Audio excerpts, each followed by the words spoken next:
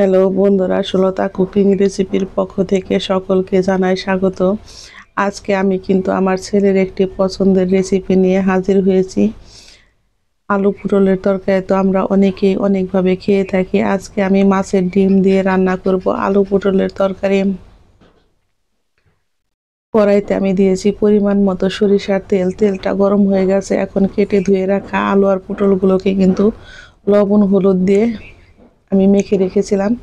এগুলোকে এখন খুব সুন্দর করে নেড়ে চেড়ে ভেজে নিব। আলু পটল দিয়ে মাছের ডিম রান্না করলে বন্ধুরা খেতে হয় কিন্তু অসাধারণ মজার। আমি এখানে নিয়েছি 1 চামচ পরিমাণে চালের গুঁড়ো, হলুদের গুঁড়া, মরিচের গুঁড়া, ধনিয়ার গুঁড়া আর একটু গরম মশলার গুঁড়া দিয়ে কিন্তু আমি মাছের ডিমগুলোকে খুব ভালো করে মেখে নিব।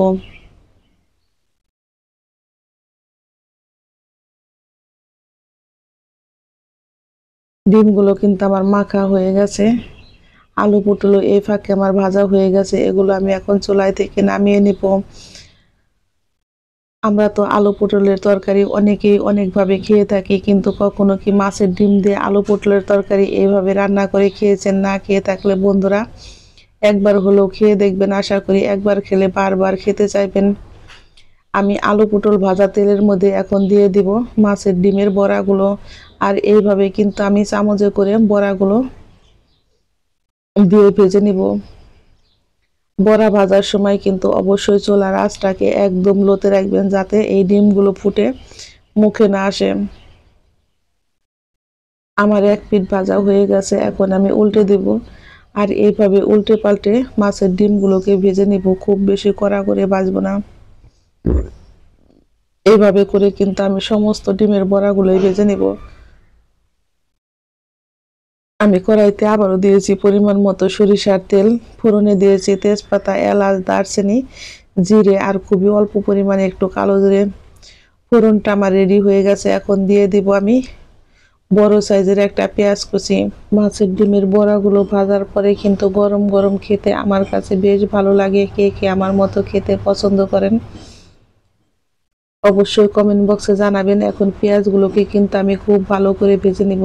আর গলার অবস্থা তো ভীষণই খারাপ, অবশ্যই শুনতে আপনাদের এতে একটু খারাপ লাগছে, বন্ধু হিসাবে মানিয়ে নিন। পেঁয়াজগুলোকে কিন্তু আমি খুব ভালো করে ভেজে নিয়েছি।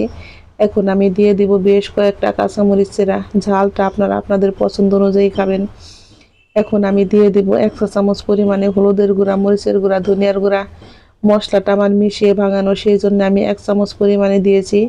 আর অল্প পরিমাণে জল দিয়ে কিন্তু আমি মশলাগুলোকে বেশ ভালো করে কষিয়ে নেব।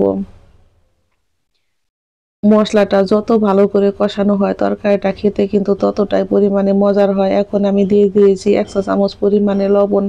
লবণটা দিয়েও কিন্তু আমি খুব ভালো করে কষিয়ে নিয়েছি। এখন আমি দিয়ে দেব ভেজে রাখা আলু আর পটল।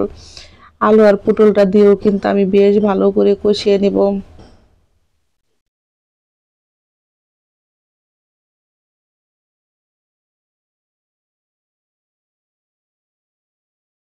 এখন আমি দিয়ে দিব অল্প পরিমাণে একটু জল। জলটা দিয়েও কিন্তু আমি আলু আর পটলটাকে খুব ভালো করে কষিয়ে নেব।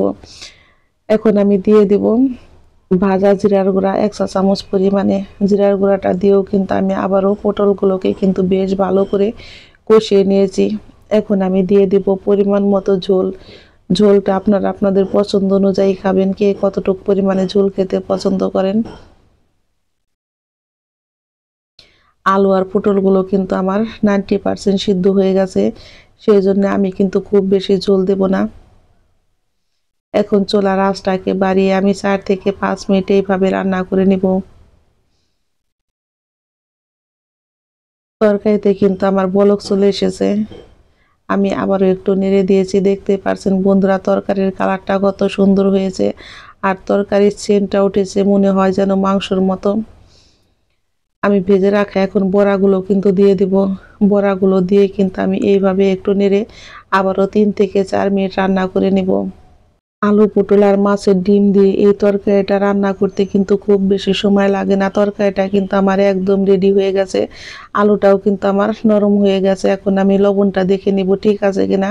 লবণটা আমার ঠিক আছে। আর এতটুকু ঝুলিয়ে আমি রাখবো। এখন নামানোর আগে দিয়ে দিব আমি খুবই অল্প পরিমাণে একটু গরম মশলার গুঁড়ো। গরম মশলা দিয়ে কিন্তু আমি আবারও একটু নেড়ে চুলায় থেকে এখন নামিয়ে পরিবেশন করে দেখাচ্ছি বন্ধুরা। দেখতে যেমন সুন্দর হয়েছে, খেতেও হয়েছে সেই স্বাদ।